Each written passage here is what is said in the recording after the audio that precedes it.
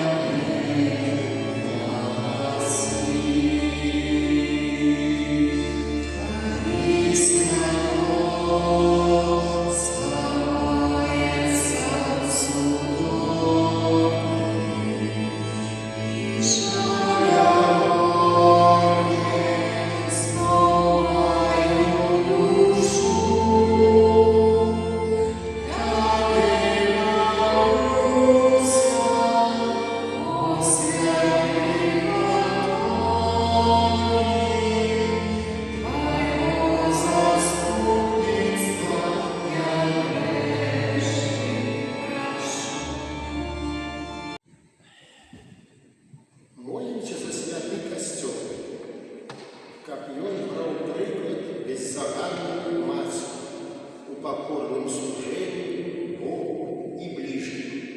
Тебе просимо. Молимося за біскупів нашої країни, каб Панна Марія, опікунка нашого народу, випросила для нас и их потребные ласки. Тебе просим. Молимся о бедности и сгоде поміж народами. Как про заступництво Марии, спокой Христа наполнил сердце всех людей. Тебе просим. Молимся за детей, які відпочивають на канікулах, каб яны не былі позбавлені можливості зустрічатися з Ісусом Христом у Евхаристії. Тебе просим. Молимся за нас, удельников этой святой литургии, каб Мария учила нас перемагать все, что отдаляет нас от Бога. Тебе просим.